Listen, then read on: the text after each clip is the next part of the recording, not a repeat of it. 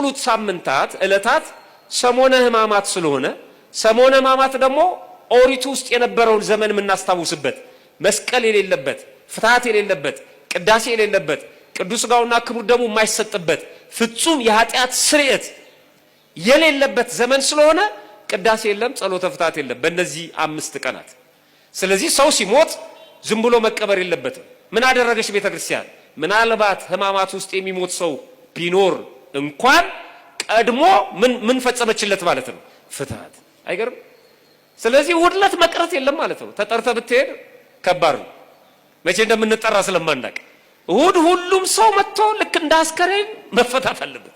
ጠቅላላ ጸሎተ ፍትሐት ይደረግበታል ማለት ነው። ሆሳዕና በጣም ረጅምና ሰፊ ምስጢር ነው ያለው።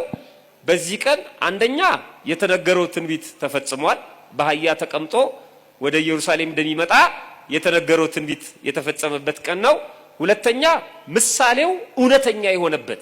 ቀደም ሲል ምሳሌ ነበር። ነቢያቱ ምን ያደርጉ ነበረ? የሚመጣው ዘመን ክፉ ከሆነ አስቸጋሪ ዘመን ከሆነ ረሃብ፣ ጦርነት ወደፊት የሚመጣ ከሆነ ነቢያቱ ምን ያደርጋሉ? በጥቁር በቅሎ ላይ ተቀምጠው ጥቁር ካባ ለብሰው ጥቁር ጭራ ይዘው ጦር ዘገር ነቅንቀው ጦር ሰብቀው በዛ በበቅሎ ላይ ተቀምጠው ማለት ነው ከተማውን ይዞሩት ነበር ኢየሩሳሌም። ያንን ሲያዩ ሰዎች የሚመጣው ዘመን አስጨናቂ መሆኑን ይረዱና ወደ ማልቀስ ይሄዳሉ ማለት ነው። የሚመጣው ዘመን ደግሞ የሰላም የፍቅር ዘመን የጥጋብ ዘመን ከሆነ ደግሞ ምን ያደርጋሉ? በአህያ ላይ ይቀመጣሉ፣ ነጭ ልብስ ይለብሳሉ፣ ነጭ ጭራ ወይም መነሳንስ ይይዛሉ ነቢያቱ ማለት ነው። ያንን እያሳዩ ከተማውን ይዞሩታል። ስለዚህ ምን ማለት ነው ማለት ነው? የሚቀጥለው ዘመን ብሩህ ነው፣ የሚቀጥለው ዘመን ሰላም ነው ማለት ነው። ክርስቶስም ከዚህ በኋላ 5500 ዘመን አበቃ፣ ነፍሳት ከሲኦል ይወጣሉ፣ እናንተም ከአጋንንት ቁራኝነት ነፃ ትሆናላችሁ፣ ምክንያቱም የመሰቀያ ጊዜ ደርሷል። ስለዚህ ከዚህ በኋላ ያለው ጊዜ ብሩህ ነው ሲል በአህያ ተቀምጦ አሳያቸው፣ እንደቀደሙት ነቢያት ማለት ነው። ምሳሌው የነበረ ምሳሌውን ባወቀ ራሱ ፈጽሞታል ማለት ነው። ሌላው ግን ምስጢርም የተከናወነበት ነው። አሁን በአህያ የተቀመጠ ሰው ሮጦ ማምለጥ ይችላል? እሺ፣ አሳዶ መያዝስ ይችላል? አሳዶ ለመያዝ ከአህያ ይልቅ ምን መምረጥ አለበት? ፈረስ። ሮጦ ለማምለጥም ከአህያ ይልቅ ምን መመረጥ አለበት? ፈረስ። አንደኛ ፈረስ ከጦርነት ጋር ከምናምን ጋር የሚገናኝ ነው። በአህያ የመቀመጡ ምክንያት ብትፈልጉኝ አጠገባችሁ ነኝ ሲል ነው አምላካችን።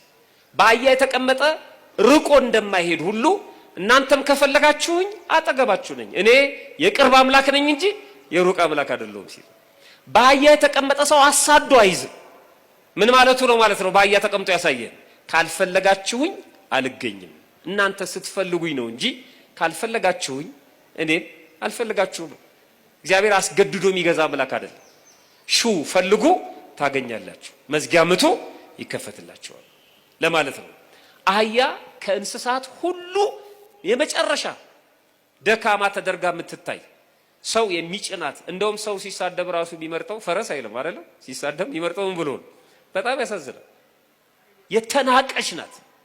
ለምንድን ነው አህያን የመረጠው? የተናቀችው ምን እያለን ነው ማለት ነው? በተናቁት ላይ አድሬ ስራ መስራት ይችላልው፣ ማንንም አልንቅም ሲለው እግዚአብሔር እናንተ የታቃችሁትን እናንተ ዝቅ ዝቅ ያደረጋችሁትን እኔ አከብረዋለሁ ሲል በጣም በሚገርም መልኩ ማለት ነው በአህያ ተቀምጦ ያሳያል። ስለዚህ የሆሳዕና በዓል እጅግ በጣም የተለየ በዓል ነው። ዝግጅት አድርገን አንዳንዶቹ ቅዱስ ሥጋውን ክቡር ደሙን ይቀበሉበታል የተዘጋጁ ሰዎች፣ ሌሎቻችን ደግሞ እያለቀስን ለቅዱስ ሥጋና ለክቡር ደም አብቃን ብለን ጸሎተ ፍትሐቱም ስላለ ቅዳሴውም ስላለ ትዕይንታዊ በሆነ መልኩ በዓሉን ስለምታሳየን ቤተክርስቲያን ደሞ አሁን በደብራችን በተለየ መልኩ ነው የሚከበረው። በደብረ ኃይል ቅዱስ ራጉኤል አንቀጸ ብርሃን ሰንበት ትምህርት ቤት ከሌሎቹ ደብራት ጋራ በመነጋገር ማለት ነው በበላይነት በዓሉ የሚዘጋጀው እዚህ ነው።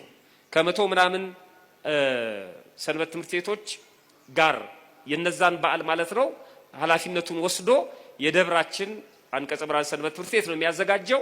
በልዩ መልኩ ነው። ስለዚህ ከዋዜማው ጀምሮ በቤተክርስቲያን በመገኘት በዓሉን እንድታከብሩ በዚህ አጋጣሚ መልእክቴን አስተላልፋለሁ። ከእለቱ ረድኤት በረከት ያሳትፈን። የእለቱ ዕለት ደርሰን ደግሞ በዓሉን አክብረን እግዚአብሔር የቸርነቱን ስራ እንዲሰራልን መልካም ፈቃዱ ይሆንልን።